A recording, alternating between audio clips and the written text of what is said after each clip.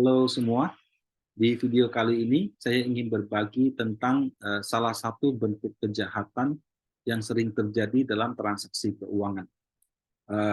Dalam istilah perbankan disebut dengan istilah phishing. Phishing ini pelesetan dari phishing, di mana dengan triknya si penjahat itu membuat kita menginformasikan kepada dia nomor kartu, PIN, email, user ID, password, bahkan KTP, nomor handphone, semuanya dia tahu. Kemudian menggunakan informasi itu, dia masuk ke rekening perbankan milik kita, kemudian dia kuras habis saldo kita. Ya. Yang seperti ini tentu saya yakin Anda pernah dengar gitu, entah dari siapa. Banyak orang mengira itu skemanya canggih, kadang-kadang enggak sih. Bisa aja misalnya dia bikin aplikasi. Mau tahu nggak muka kamu nanti 20 tahun dari sekarang kayak apa? Oke, biasanya banyak orang mau tahu kan. Ketika kita coba, wah tampilannya bagus. Kemudian dia bilang, oke kalau mau print hasilnya atau mau keluarkan, masukin bikin bikin akun user ID dan password.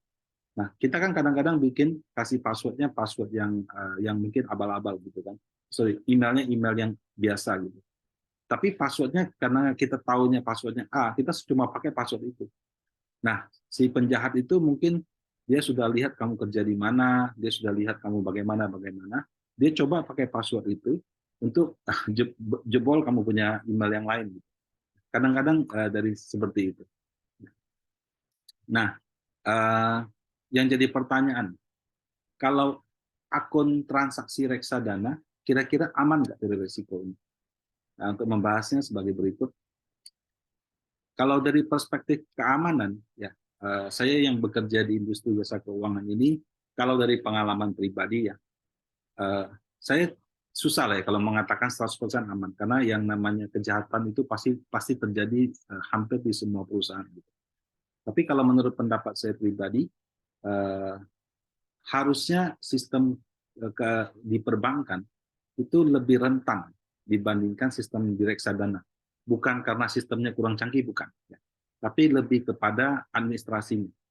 Jadi kalau rekening bank kita diketahui orang, user ID, password, email, telepon, dan segala macam, dia bisa masuk dan dia melakukan penarikan dana ya pakai ATM, atau dia internet banking, dia pindahkan ke rekening atas nama orang lain. Nah, kalau di reksadana berbeda. Kalau misalnya diketahui orang dan penjahatnya melakukan redemption, uang dana redemption itu hanya bisa masuk ke atas nama investor. Ya. Jadi itu yang membedakan rekening saham dengan rekening perbankan dengan rekening investasi seperti reksadana. Jadi kalau yang perbankan boleh masuk ke banyak nama orang lain, makanya dia punya keamanan berlapis-lapis. Kalau reksadana itu ya ibaratnya nih ya, kalau diketahui orang, itu hanya bisa ke rekening investornya sendiri. Nah, itu yang di reksadana.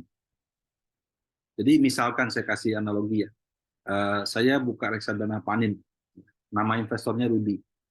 Uh, Kalau misalkan rekening tujuan redemption itu, maka hanya bisa atas nama Rudi saja, tidak bisa orang lain.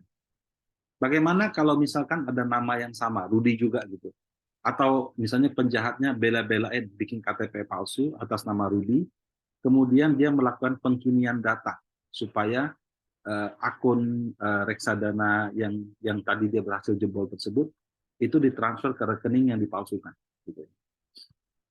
Nah, prosedur administrasi yang terjadi adalah sebagai berikut.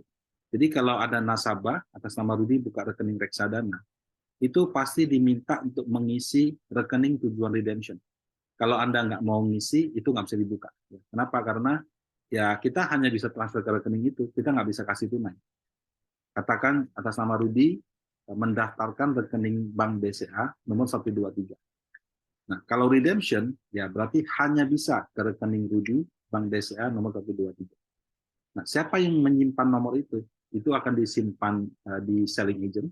Kalau misalnya Anda belinya di direct, seperti Panin Aset akan simpan. Kemudian karena administrasi reksadana itu ada di Bank Kastedian juga akan simpan. Dan sekarang karena semuanya menggunakan KSEI, itu juga akan disimpan di sistemnya KSEI. Jadi itu disimpan di 3 tempat. Nah, Bagaimana kalau misalkan dari perusahaan ya, dari panen sih misalnya ya, membedakan ini Rudi yang 123, ini ada lagi Rudi yang 128, ini ada lagi Rudi yang 258 misalnya. Nah, biasanya kami menggunakan yang namanya KTP. Karena KTP itu pasti berbeda setiap orang. Kalau yang dukcapilnya benar sih beda. Sekarang sih setahu saya KTP pasti unik. Nah, karena unik bisa dibentuk yang namanya single investor ID. Nah, jadi nama Rudi dengan nomor KTP sekian, rekeningnya BCA 123. Nama Rudi dengan nomor KTP sekian, nomor rekeningnya Bank Danamon 124. Ya. Nama Rudi lagi dengan nomor rekening, misalnya dengan nomor KTP yang lain, oke, tabungannya misalnya di Bank BRI nomor 125. Jadi kita membedakannya berdasarkan nomor KTP yang pasti unik. Makanya terus terang single investor ID ini sangat menambah keamanan transaksi dalam perbankan. Nah, kenapa kalau buka rekening ada jeda dulu? Biasanya KTP-nya itu diverifikasi ke Dukcapil. Ya, jadi kita mau cari tahu benar nggak KTP ini asli apa enggak, gitu ya. Terus yang sama yang punya apakah orangnya sama atau bukan? Gitu. Nah, kalau begitu bisa nggak nomor rekening itu diubah di sistemnya yang tadi itu, di MI-nya, selling agent-nya, atau di bank kasedian dan S-Invest? Bisa. Caranya dengan pengkinian data. Jadi kalau mau melakukan pengkinian data, investor itu akan diminta untuk datang langsung ya, atau video call. Nah, proses itu direkam. Oke. Kemudian dilakukan proses verifikasi data, verifikasi tanda tangan. Kalau memang kita bisa memastikan bahwa orang yang melakukan pengkinian data sama dengan orang yang membuka rekening, biasanya kita bandingkan fotonya gitu ya, membandingkan tanda tangannya, kita lihat juga benar apa enggak gitu ya. Nah, kalau itu semua sudah oke, baru rekeningnya diupdate di sistem. Ya. Nah, tapi kalau misalnya tidak oke, ya sorry to say, kita nggak bisa melakukan pengkinian data. Sehingga itu yang akan tetap dipakai sebagai acuan. Jadi rekening yang lama tetap dipakai sebagai acuan. Nah, proses verifikasi ini tergantung ya. Ada yang ribet banget, mesti datang tetap muka. Ada juga yang mungkin bisa online. Tergantung lah. Ya ini tergantung standar di tempat masing-masing. Gitu. Ya kadang-kadang tag foto ya, itu banyak nasabah keberatan. Saya mengerti sih.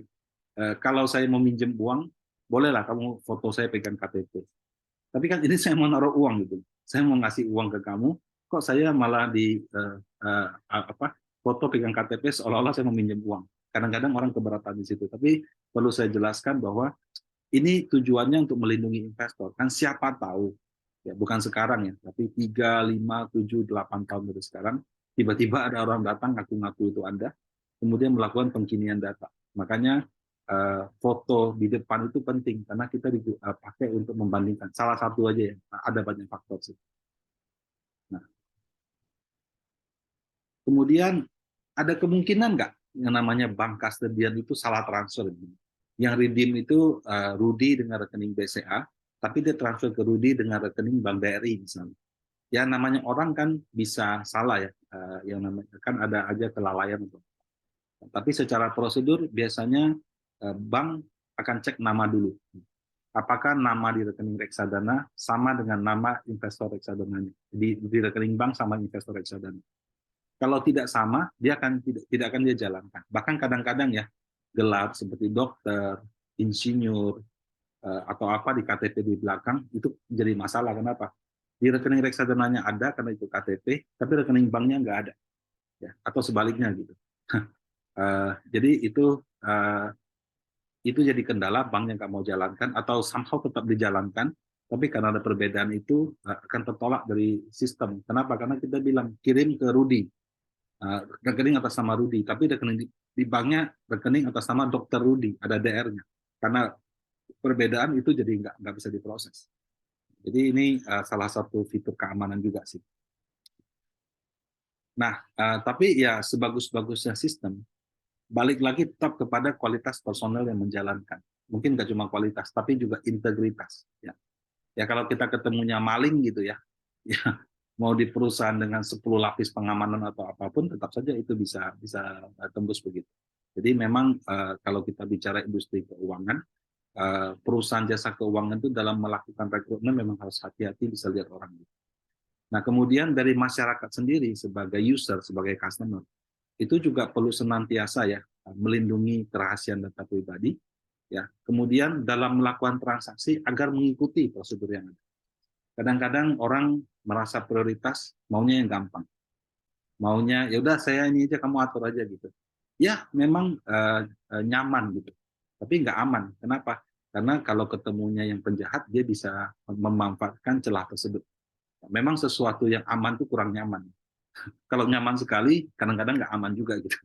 Jadi memang ada plus minus. Nah, jadi kurang lebih seperti ini. Uh, yang saya jelaskan tidak menggaransi 100% tidak akan terjadi kasus-kasus seperti itu. Tapi paling tidak, kalau dilihat dari cara kerjanya, seharusnya ya rekening investasi seperti reksadana, karena pembatasan hanya boleh transfer ke rekening atas nama nasabah itu sendiri, resikonya kita dibobol gitu ya, itu jauh lebih kecil dibandingkan rekening perbankan. Demikian dari saya, semoga Anda bisa nyaman berinvestasi di reksadana, dan semoga hari Bapak Ibu menyenangkan. Terima kasih.